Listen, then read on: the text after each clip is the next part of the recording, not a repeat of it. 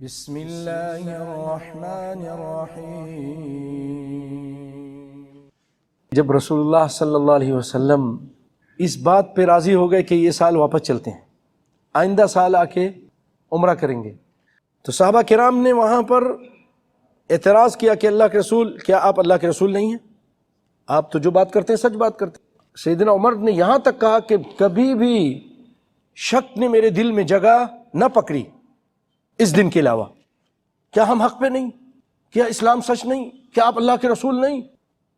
رسول اللہ کا جواب بھی بڑا ٹھوس جواب، خاموش کر دینے والا۔ اللہ نے مجھے خواب دکھایا ہے، میں عمرہ کر رہا ہوں، اس سال ہو جائے، آئندہ سال ہو جائے، ہوگا، ضرور ہوگا، اس پہ یقین رکھو۔ تو یہ جو باتیں ہوئی تھیں، یہ جو معاملات ہوئے تھے، یہ اللہ امتحان لے رہا تھا۔ یہ رب العالمین ہے، اس نے دلوں میں سکون ڈال دی، اطمینان ڈال دیا۔ هو الذی انزل السکینۃ فی قلوب المؤمنین، وہی وہ ذات ہے کہ اللہ جس نے نازل کیا سکونت کو، اطمینان کو، فی قلوب المؤمنین، مومنوں کے دل پر، ان کے دلوں میں اطمینان اور سکون نازل کر دیا۔ سب نبی کے تابعدار بن گئے۔ لیزدادوا ایمانا مع ایمانہم، تاکہ ان کا ایمان زیادہ ہو جائے، جو ان کے پاس پہلے ایمان ہے اس پر اور ایمان زیادہ ہو جائے، کہ واقعی رسول نے جو کہا ہے وہ صحیح ہے اور یہ سب کچھ ہو کے رہے گا۔ ایمان زیادہ ہو ان کے ایمان کے ساتھ جو پہلے ایمان ہے۔ وَلِلَّهِ جُنُودُ السَّمَاوَاتِ وَالْأَرْضِ، اور اللہ ہی کے لیے ہے لشکر، لشکر اللہ کا ہے، آسمانوں کا اور زمین کا، بے شمار لشکر ہیں۔ وہ اگر چاہے تو ہواؤں کو اپنا لشکر بنا دے اور سر سر کر کے چلے۔ قوم عاد کا ستیہ ناش کر دیا، تباہ و برباد کر دیا۔ فَأَرْسَلْنَا عَلَيْهِمْ رِيحًا صَرْصَرًا فِي أَيَّامٍ نَحِسَاتٍ، وہ چاہے تو پانی کو اپنا لشکر بنا دے، وہ چاہے تو مچھر کو لشکر بنا دے۔ دماغ میں جا کے بیٹھ گیا، اور وہاں جا کے اللہ کی وَإِن مِّن شَيْءٍ إِلَّا يُسَبِّحُ بِحَمْدِهِ، اللہ کی تسبیح شروع کر دیا، اور اس کو تکلیف ہوتی تھی نمرود کو۔ وہ رب العالمین مچھر سے کام لے لے، اس کے لشکر، وَمَا يَعْلَمُ جُنُودَ رَبِّكَ إِلَّا هُوَ، اس کے لشکروں کو کوئی نہیں جانتا ہے۔ تو اللہ ہی کے لشکر ہیں۔ یہ جو جراثیم ہے یہ بھی اللہ کے لشکر ہے۔ کوئی سا بھی جراثیم بھیج دے دشمن کے اوپر، تباہ و برباد کر کے نیست و نابود کر دے۔ تو فرما رہے ہیں کہ صحابہ کرام، تم یہ نہ سمجھنا کہ ہم ساتھ نہیں دیں گے تو ساتھ نہیں ہوگا، فتح نہیں ہوگی۔ میں ہر چیز پر قادر ہوں، اگر میں چاہوں نا ایک فرشتہ بھیجو ان سب کا کام تمام ہو جائے، لیکن میں ڈھیل پہ ڈھیل دیتا ہوں، مہلت دیتا ہوں، ان کو بھی مہلت دے رہا ہوں، اور تمہارا امتحان لے رہا ہوں۔ کیونکہ اللہ تعالیٰ نے اس دنیا کو جو بنایا ہے نا، میرے اور آپ کے لیے، سب کے لیے، یہ امتحان گاہ ہے۔ خلق الموت والحیات لیبلوکم، ورنہ اللہ تعالیٰ سب کو فرشتے جیسے بنا دیتا، پھر امتحان ختم ہو گیا تھا نا، سبھی تھے، سبھی فرشتوں کی طرح اطاعت گزار ہو جاتے۔ نہیں، اللہ تعالیٰ دیکھنا چاہتا ہے کہ تم میں سے کون ہے اس کی بات کو ماننے والا، اس کے رسول کی اطاعت کرنے والا، اور کون ہے باوجود بیان ہو جانے کے، کھلم کھلا ہو جانے کے بعد پھر بھی وہ رسول کی نافرمانی، اللہ اس کے رسول کی نافرمانی کرنے والا، وہ دیکھنا چاہتا ہے۔ وَكَانَ اللَّهُ عَلِيمًا حَكِيمًا، اللہ تعالیٰ علیم ہے، جاننے والا ہے۔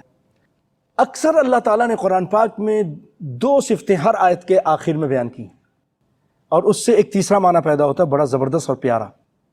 مثلا غفور الرحیم، اللہ تعالیٰ غفور ہے، معاف کرنے والا ہے، لیکن معاف کرنے کے بعد پیار بھی کرتا ہے۔ لیکن ہم کیا کرتے ہیں؟